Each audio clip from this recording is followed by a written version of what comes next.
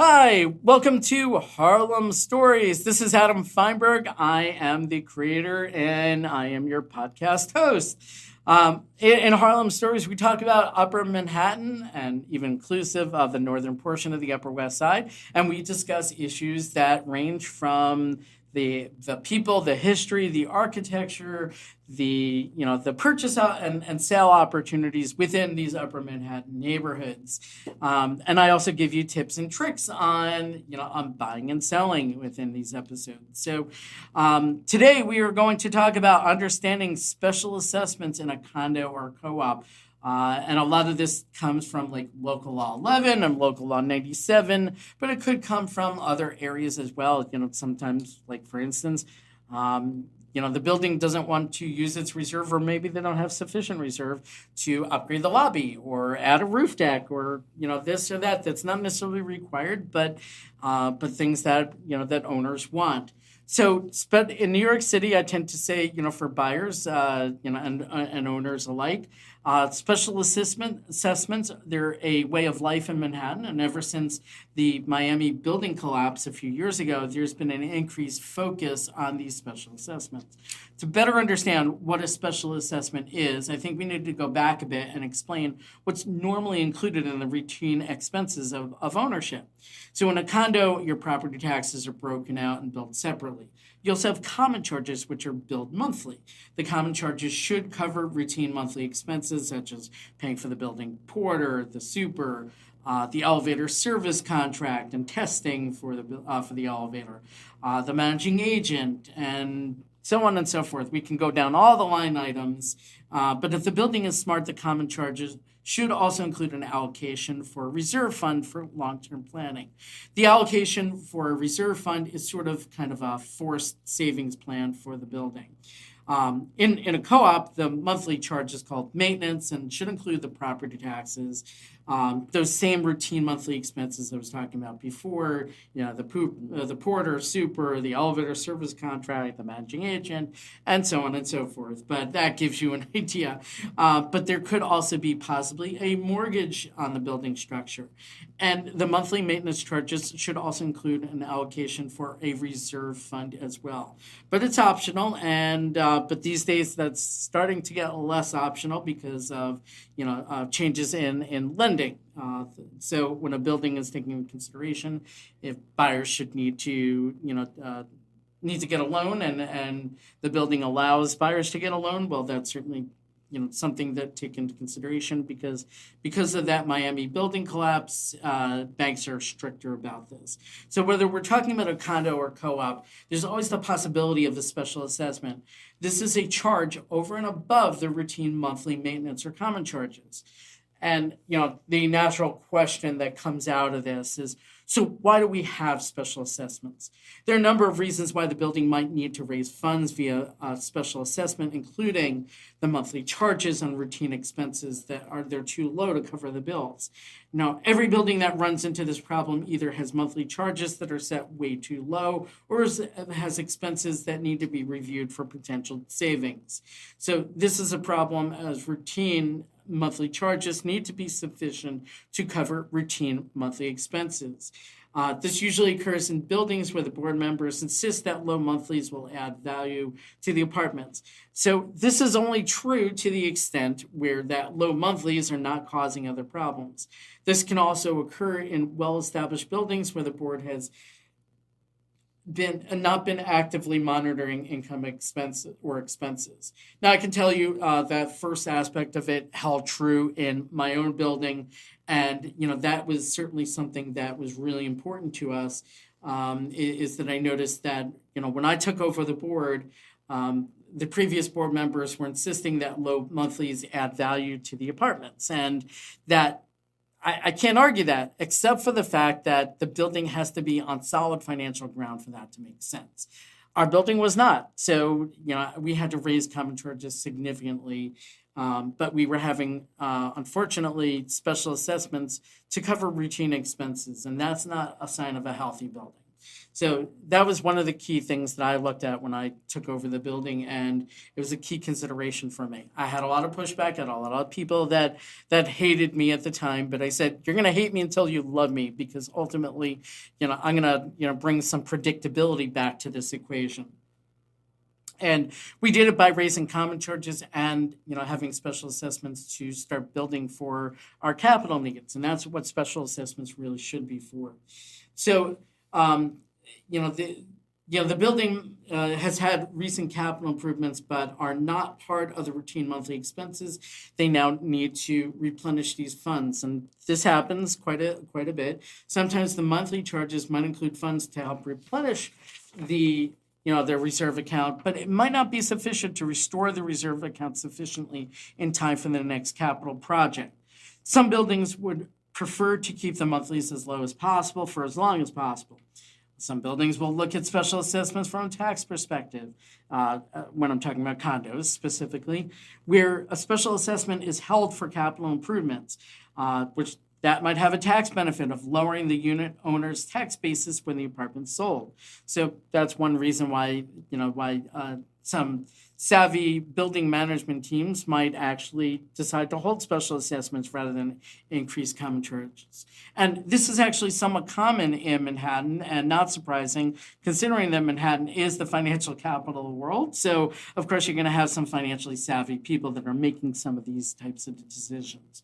That said, it makes it for a little less predictability in terms of, trying to get your budget under control. But since the Miami building collapse, special assessments now take on a different importance than they did before. Banks are now scrutinizing the underlying financial and physical condition of buildings and might decline to underwrite mortgages if the building hasn't been properly maintained or have sufficient reserves. Now we have regulations in place that don't apply to other markets, so it's not exactly a one-to-one comparison, but we can get penalized with the agency lending underwriting standards because of these routine regulations that we have in place to minimize risk. So, for example, Local Law 11 facade inspections, nobody wants to worry about having a brick fall on their head. So that's, of course, why we have these Local Law 11 in place, is to maintain that facade. But you didn't have that in Miami. So, but banks are not taking that into consideration, that New York has been doing this for quite a while, and they keep making our building regulations even stricter. So, banks are not necessarily always taking that into consideration. Now, some could, but many have not been. So that Local Law 11 over there, the building could have done everything right to maintain the building properly, but the building had facade elements crack or break due to the New York winters. Like we have that winter freeze-thaw cycle, then lenders could penalize the building for not maintaining the building, even though the building has properly invested in maintenance, as they should have. But this is where the importance of reserves come along, with having a plan in place to fix the problems in the building coming into play. So, then we get to the point over here of what can specifically trigger a special assessment. So there's any number of items that can trigger a special assessment. The most common items that we hear of right now: Local Law 11, facade maintenance, and other related items.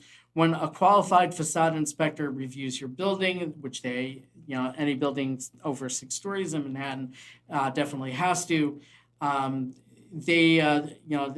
the inspector, they might identify items that go beyond simple facade maintenance, as it might be cheaper and easier to fix while you have the contractors and engineers on site, as well as the sidewalk shed and possibly scaffolding as needed. So while it's true it might be cheaper and easier to fix more than's required. Be careful of scope creep, and this is very common. Whether you're in project management in an investment bank or whether you're in building management over here. But the building could wind up in a nonstop loop of always doing repairs without a break to owners' wallets, or the frustration of constant construction. So that is certainly the concern about always adding more projects to the scope of the project of the original project. So sometimes you might have to do it, but other times you might be able to, and it might make more sense to postpone. So there's local law 97, which is more recent over here. Required energy efficiency upgrades and some of the fixes required could be in compliance. Some are relatively small items like change of hallway lighting to LED bulbs to, potentially something massive like upgrading an ancient boiler. What about roof replacement? I mean, that certainly comes into the equation. Elevator updates or upgrades, common area upgrades, or just simply firming up the reserves or even building a reserve where one didn't previously exist. Rare, but it happens. And then, you might get pushback from a lot of the owners, but at the same time, the building needs what it needs. And, the more you maintain it, the less it'll need in the long run, but the reality is a home always needs something. So, yeah, you're going to have all these different things that come up. So naturally, since you always are going to have things that pop up over here, just like owning a regular home, single family, the same holds true to condos and co-ops. But, at some point you have to pay for it. So some co-ops might make the decision to roll the extra cost into the building mortgage. And it'll increase that monthly maintenance, but it'll typically keep the cost to more manageable levels for owners by spreading the cost out over a longer period of time. So instead of having a $25,000 out-of-pocket assessment payable over 2 or 3 months, you might be able to spread it into a mortgage, and that $25,000 winds up becoming a little bit extra every month, but certainly not have to worry about stressing yourself out. So a lot of co-ops will make that decision, but some buildings will issue special assessments spread out over just a few months, which I mentioned before, while others might spread it out over years. So yes, you could spread it out via a mortgage, 30-year mortgage, or but you could also do it, whether it's just over a few months or maybe 2, 3, 4, 5 years. Once you start spreading out longer, it's a lower monthly cost, but at the same time, resales are certainly going to question it, and it might wind up impacting the ability to get a deal done. So just one of those things that is, worth mentioning. But banks get concerned if that special assessment is too high. For example, above the monthly charges, but it could cause some owners to default. So this is something that boards need to be aware of that could cause banks not want to underwrite in these buildings, or at least until the building has moved forward in construction and has been successful collecting the special assessment on a timely basis for owners. So let's say if it's 2 years, a 2-year-long special assessment, and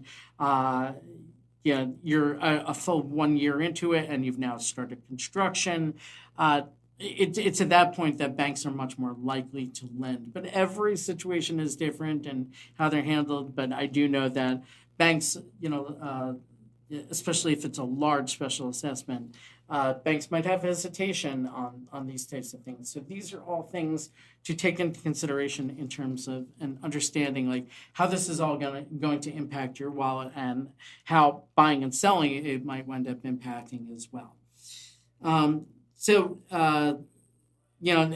I tend to say, beyond the banks having their own concerns, New York City has a long history of buildings that held special assessments, and sometimes they're within a few months, and but this was unusual in other places like Miami, and it's now becoming far more common, and that's also making Miami, along with other rule changes that they've had, due to hurricanes, but also because of that building collapse in Surfside.